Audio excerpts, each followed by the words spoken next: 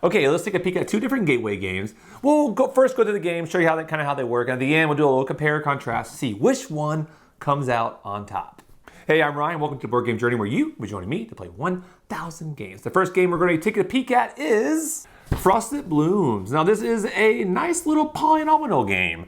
I must admit, I'm so used to playing polynomials that you are trying to get everything to a nice, neat little grid, like a patchwork or something like that. This is not that. This one, you are doing the gridish system, but you want to leave strategic little gaps, like certain sizes. That part, admittedly, for the first couple of minutes, I was like, this hurts my brain. But overall, this game, super slick. I love that when you place one tile, it activates so many different things, and you'll see what I mean, so let's hop in. The gameplay of Frosted Blooms is pretty smooth. On your turn, you choose a tile, you place a tile, and then you go through the 3 ways you possibly can score from it. I love this style of game because the easy part is just placing the tile, and then obviously you're trying to maximize how much points it can score you. Let me give you an example. Each player is given an identical set of 10 cards, which are shuffled. You take 3 cards, and this is your hand to start the game. Starting from here, I take the tile, and I can select any tile I want, with some exceptions.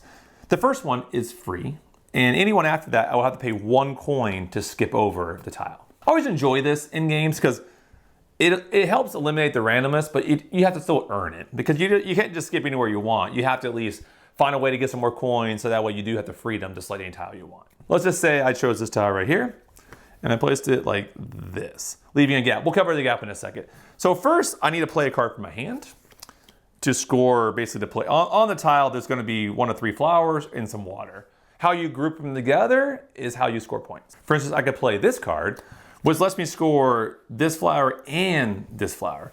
So right now, since I connected this tile to here, I only had 1 of those flowers on it, but now I added 2 more. So I have 1, 2, 3 of those, which is 3 points.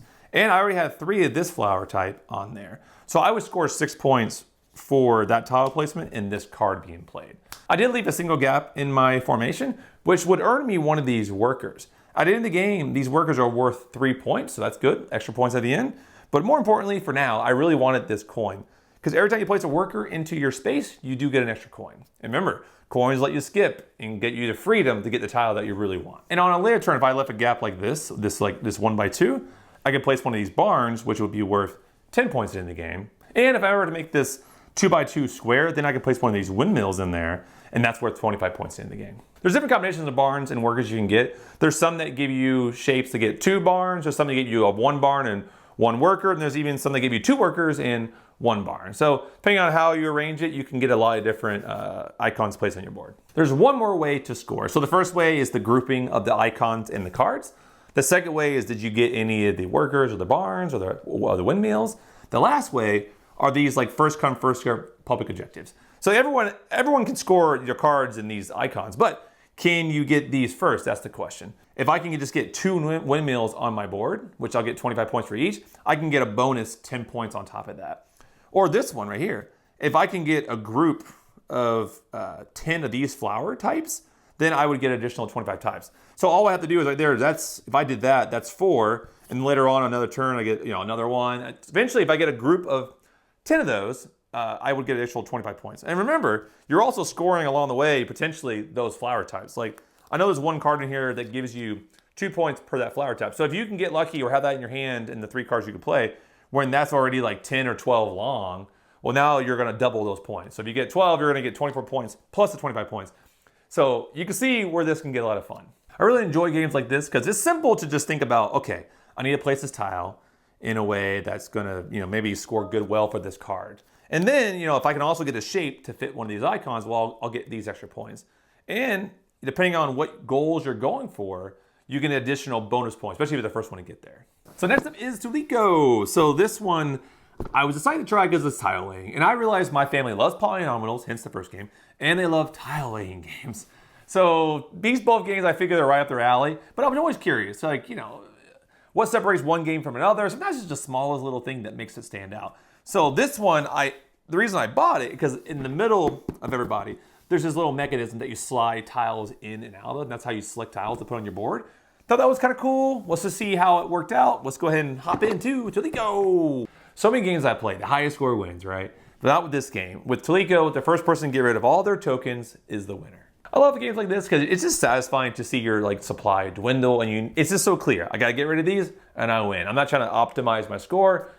I'm just trying to optimize my placement of the tokens, which is just, it's similar to point scoring, but different at the same time. How do you get rid of tokens? We'll just briefly show you right now. The easiest way are these cards here. The first person to cover up all 5 of one symbol wins. Like, so these little swirly things here, or these clouds, there's 5 of each symbol. If I can cover up, say, all 5 of these clouds on my board, then I could actually place 2 of my tokens on top of this. Now this is first come, first serve, so I'm the first one to do it, no one else can do it. The other way are these in-game objectives. Now these are, anyone can get these. So if I get this one first, someone else can still get it. So with this one, right, for instance, it's pretty simple. If I can get a tile on all 4 corners, I can then claim this with 2 tokens. Or this one, I gotta be a little bit more thoughtful. If I can get this pattern in any orientation, like for instance, 1 blue, 1 green, 2 red on my board in a different orientation, I can also then score that one. And this one right here is about how you place your rivers. It just wants you to place rivers touching from one side of the board to the adjacent side of the board. So this would be 2, 4, 6, 6 of them, 8 of them. I only have to get rid of a few more, so let's figure out how to get rid of those. The last way is to get 2 tiles of the same color touching each other. So for instance, I take one of my personal stash tiles. Everyone does this on the beginning of the turn. You take 1 tile and you must add it to one of the slots on the board, one of these 4 slots. So if I wanted to say this blue one, I have to come in from here. It pushes this out. There's always like 1 hidden inside here. So you could theoretically remember that's green, but if you're like me, you forget almost immediately. So then I would get this blue one. But since it came out from this cloud section of the board, I must place this on another cloud. So let's just see here. I could go here or here with it. Let's just go there. And once I do that, I can also place, doesn't bother me, facing the wrong way, a token there on the border.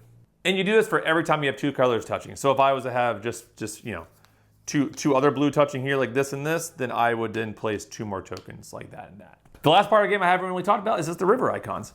So if I place a tile here and I took this one, I could place it somewhere on a moon icon, for instance. Then I can then place a river on that border.